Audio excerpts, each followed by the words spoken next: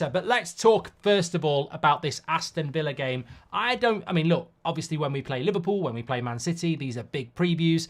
But contextually, this is the game of the season because as the season progresses, you hit different scenarios that make games bigger than maybe you thought they would be. And Aston Villa away is, without question, our biggest game of the season to date. You look at that Premier League title next to me. Man United have got 38 points. We are 6 points off Spurs in 5th place. But more importantly, 8 points off Aston Villa. You lose this game, you say bye-bye to top 4. Villa are in 4th place.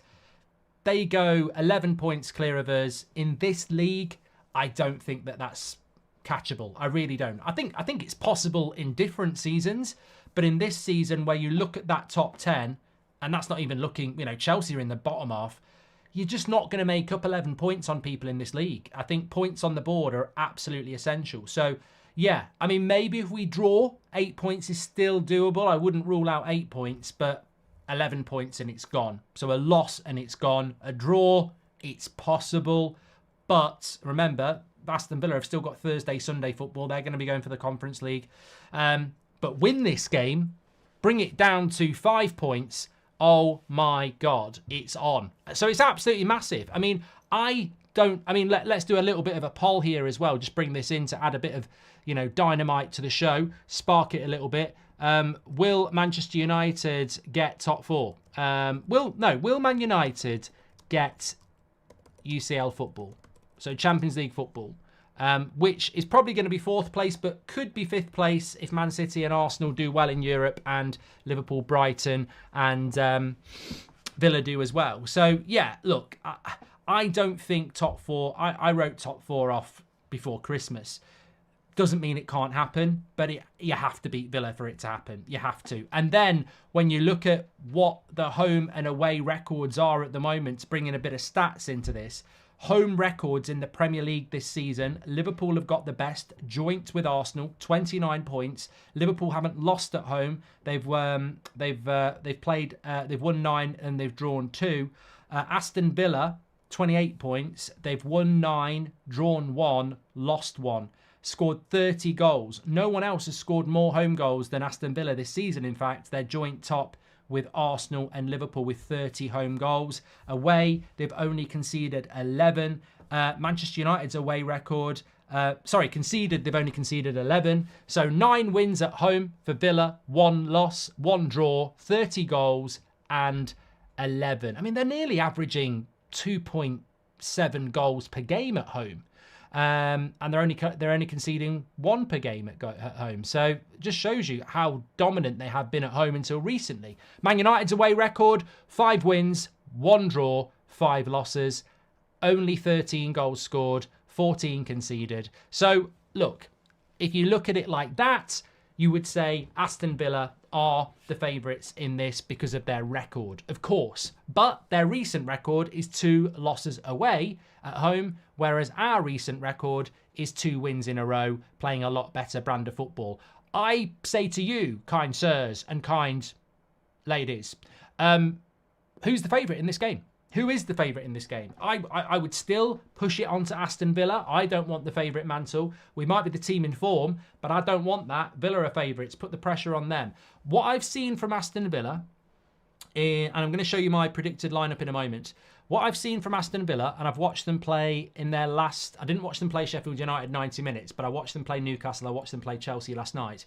And what I've seen from Aston Villa is, when things are going well, they're a really good team. And that's why, at home, I think they're a really good team. But when things go wrong, they don't seem to have an answer. Chelsea scored ridiculously early yesterday. They didn't really get back into the game, Villa. Newcastle were dominating them from early on, and they never really had a response.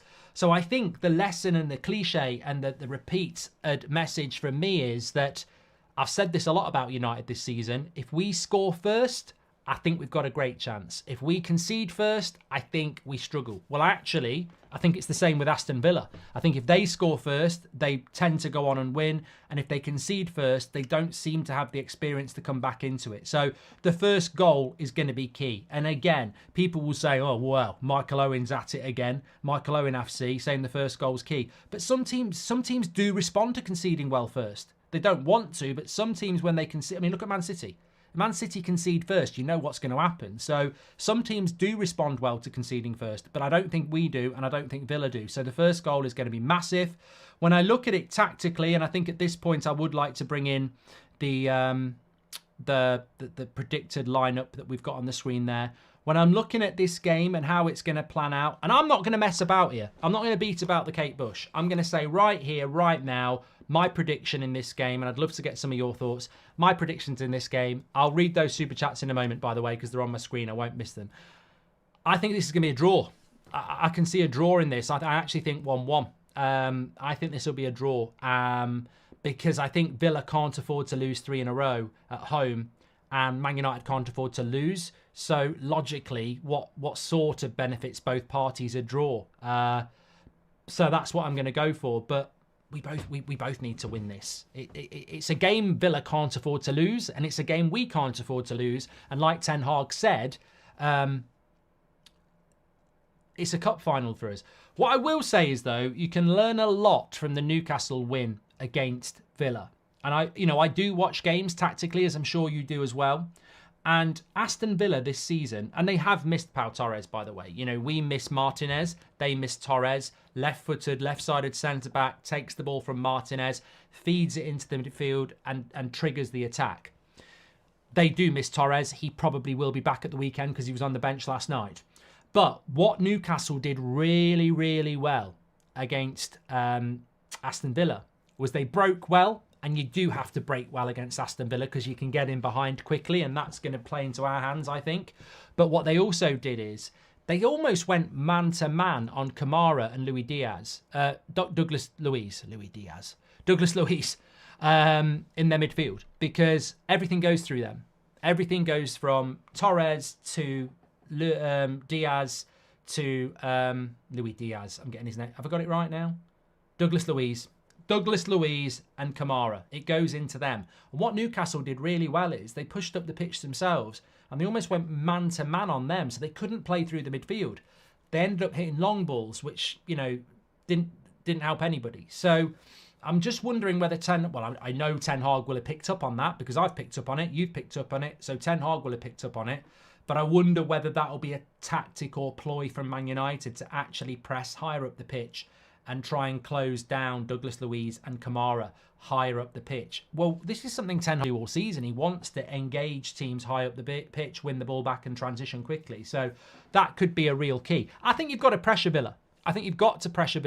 Because if you don't, then they get on the ball, they're at home, the crowd settles. It's going to be a really nervy crowd on Sunday. There'll be a big atmosphere, but the atmosphere will be big when the ball kicks off. But it will only stay bubbling if Villa can get on the ball and do things. We've got to stop them doing that. Goldbridge, that's the end of the clip. I'm sure you enjoyed it. In fact, I bet that's the best clip you've ever watched. So there's no reason not to subscribe to the channel, click the bell icon so you never miss a clip again. In fact, smash a like on the video because we all know only legends like videos and you are all legends. So please smash a like on the video and we will see you again on the next one. Thank you very much for watching as always.